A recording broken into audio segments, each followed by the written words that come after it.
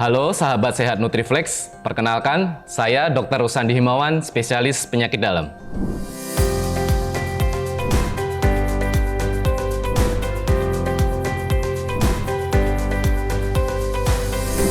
Sahabat sehat Nutriflex, kali ini kita akan membahas mengenai komplikasi MAH dan GERD.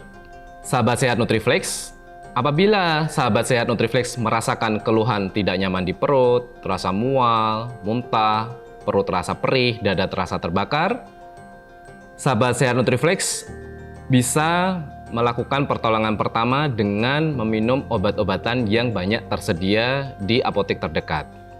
Namun, setelah meminum obat pertolongan pertama belum dirasakan membaik, saran saya segera melakukan pemeriksaan ke dokter secara langsung. Jangan self-diagnosis, supaya didiagnosis yang lebih tepat saat ke dokter. Tentunya dokter akan melakukan pemeriksaan secara lengkap, termasuk pemeriksaan fisik, pemeriksaan USG abdomen, untuk memastikan apakah memang sahabat sehat Nutriflex mengalami kondisi nyeri perut yang disebabkan MAH atau GERD. Apabila memang didapatkan kondisi yang mengarah ke suatu MAH atau GERD, tentunya dokter akan meresepkan obat-obatan yang ditujukan untuk mengurangi gejala.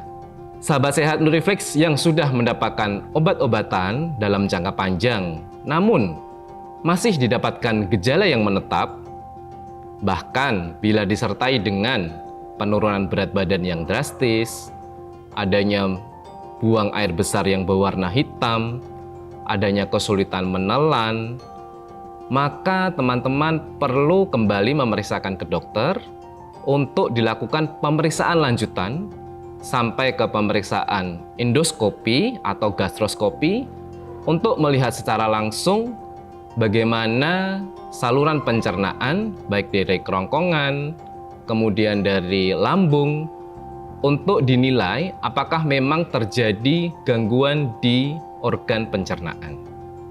Buat sahabat Nutriflex, apabila sahabat Nutriflex mempunyai kondisi sakit MAH yang sudah lama, yang perlu dilakukan adalah menjaga pola makan dengan teratur. Hindari konsumsi makanan-makanan yang pedas, asam, kecut, serta minuman-minuman yang bersoda ataupun mengandung kafein yang tinggi. Selain itu, hindari langsung posisi tidur atau terlentang setelah makan, minimal 1-2 jam ya, supaya lambung sudah terkosong dan pengosongan lambung lebih baik. Serta apabila sudah minum obat dalam jangka panjang dan belum membaik, jangan lupa tetap kontrol ke dokter untuk dilakukan pemeriksaan lanjutan sehingga bisa diketahui dengan pasti apa yang menjadi penyebab keluhannya. Apa yang membedakan ciri-ciri antara MAH dan GERD yang kronis? MAH juga dikenal dengan istilah dispepsia, merupakan suatu gangguan di organ lambung yang ditandai dengan rasa nyeri atau terbakar di ulu hati, rasa penuh, atau rasa tidak nyaman setelah makan, dan disertai dengan rasa yang cepat kenyang. MAH atau dispepsia secara medis ini dibagi menjadi dua, yaitu dispepsia fungsional dan dispepsia yang organik atau didapatkan gangguan struktural. Pada dispepsia yang fungsional, dari hasil pemeriksaan endoskopi, maka tidak didapatkan adanya suatu kelainan. Sedangkan pada dispepsia yang organik, akan didapatkan adanya kelainan, bisa berupa tukak lambung atau peptic ulcer, di mana ada luka pada lapisan lambung, ataupun ada peradangan atau inflamasi pada lapisan lambung yang kita kenal dengan gastritis. Gejala yang khas dari MAH ini adalah rasa nyeri di ulu hati, di mana rasa nyeri di ulu hati ini bisa dipicu oleh kondisi terlambat makan ataupun juga karena kondisi setelah makan. Pada kondisi GERD yang kronis, maka akan didapatkan rasa terbakar atau heartburn di dada dan juga adanya rasa mulut yang bersifat pahit. Pada kondisi GERD yang kronis juga sering didapatkan adanya rasa nyeri telan, kesulitan menelan, dan juga gejala-gejala atipikal atau tidak khas yang lainnya. Tidak hanya itu, pada pasien dengan GERD kronis juga mungkin akan mengalami gejala beberapa hal, seperti batuk yang kronis, tidur terganggu, sesak nafas, dan juga radang tenggorokan. Apa risiko MAH dan GERD bila tidak segera diatasi?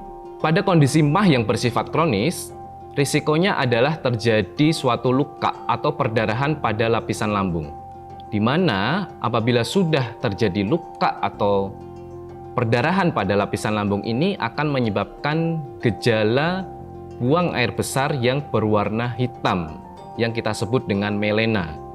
Apabila perdarahannya banyak, maka bisa akan menyebabkan suatu muntah darah, di mana darah yang dari lambung tersebut akan dikeluarkan yang biasanya berwarna merah kecoklatan.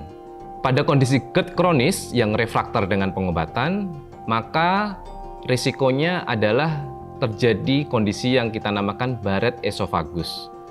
Barrett esophagus adalah perubahan sel epitel squamous menjadi suatu epitel kolumner, di mana Barrett esophagus ini sering kita sebut dengan lesi prekanker, di mana secara prevalensi sekitar 0,5% pasien Barrett esophagus ini bisa berkembang menjadi suatu kanker esofagus apabila tidak dilakukan treatment yang tepat. Apa saja komplikasi yang bisa ditimbulkan pada pasien dengan sakit MAH? Komplikasi-komplikasi yang bisa timbul antara lain terjadinya tukak lambung atau kita kenal dengan ulkus gaster dan juga ulkus duodenum, yaitu robeknya permukaan mukosa lambung ataupun mukosa daripada usus halus yang bisa disebabkan karena obat-obatan termasuk obat-obatan NSAID ataupun infeksi bakteri. Risiko lain adalah bisa terjadi suatu karsinoma gaster pada akhirnya. Kemudian, apa saja komplikasi dari GERD apabila tidak diobati dengan baik? Tentunya risiko terjadinya Barrett esophagus hingga risiko kanker menjadi suatu risiko yang perlu diwaspadai. Selain gangguan-gangguan seperti kesulitan menelan, nyeri telan, sesak nafas, suara serak, dan kondisi lainnya. Sekian dari saya, sahabat Nutriflex. Semoga penjelasan saya bermanfaat. Terima kasih dan sampai jumpa di konten Tanya Ahlinya berikutnya.